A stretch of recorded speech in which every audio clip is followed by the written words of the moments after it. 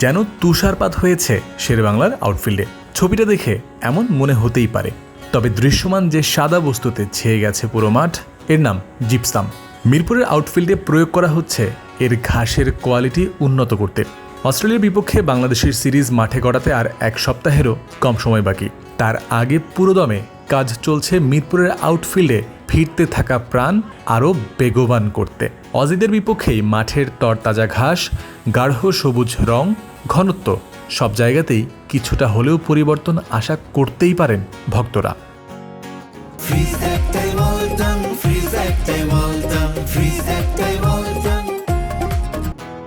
এই পুরো কর্মযজ্ঞে অবশ্য শুধু জিপসাম নয়, রয়েছে আরও বেশ কিছু ফার্টিলাইজারের উপস্থিতি।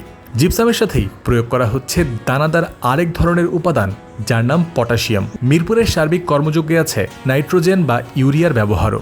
উইকেটের ওপরে এই বিশেষ স্প্রে প্রয়োগ করা হয় অভ্যন্তরে থাকা ছত্রাক দূরীকরণে।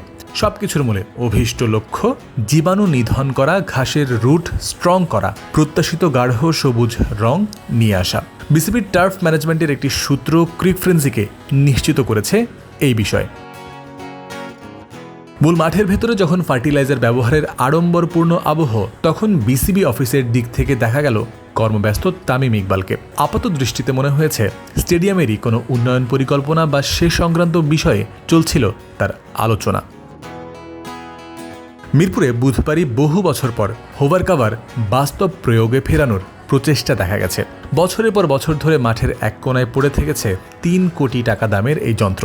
উন্নত প্রযুক্তির এই পিচ কাভার বৃষ্টির সময় যেমন উইকেট ভেজা থেকে রক্ষা করে, তেমনি যান্ত্রিক প্রক্রিয়ার মাধ্যমে উইকেট শুকনো রাখতে পারে। ঠিক কতদিন পর সেন্টার উইকেটের ওপরে নিয়ে এটার একটা ট্রায়াল করা হলো, সেটা হয়তো সংশ্লিষ্টদেরও মনে করতে বেগ পেতে হতে পারে। সূত্র মারফত জানা গেছে দীর্ঘদিন পড়ে থাকার কারণে ক্ষতি হয়েছিল কিছুটা, যে কারণে এর উপরিভাগে কাভার লাগাতে হয়েছে। দুপাশের কাভারও মেরামত করার প্রয়োজন পড়বে। খুঁটিনাটি কাজগুলো সম্পন্ন হলেই পুরোপুরি ব্যবহার উপযোগী হবে এটি।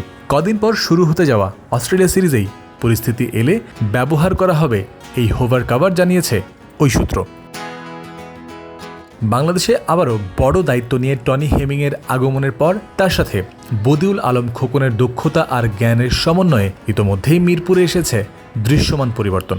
হোক সেটা মূল মাঠের উইকেট, আউটফিল্ড কিংবা একাডেমি মাঠে, খোদ ক্রিকেটাররাই এই কথা বলেছেন ক্রিক ফ্রেন্সিকে। ক্রিকেটারদের এক্সপিরিয়েন্স যেমন বদলেছে ভালো কোয়ালিটির উইকেট, আউটফিল্ড পেয়ে, ঘাসের ঘনত্ব, রং আর গুণ উন্নত হলে মাঠে বসে থাকা কিংবা টিভিতে খেলা দেখা দর্শকদের ভিউইং এক্সপিরিয়েন্সও বহু গুণে বদলাবে, তাতে কোনো সন্দেহ নাই। মিরপুর শেরেবাংলা জাতীয় ক্রিকেট স্টেডিয়াম থেকে জয়ন্ত বিন্দু, ক্রিক ফ্রেন্সি।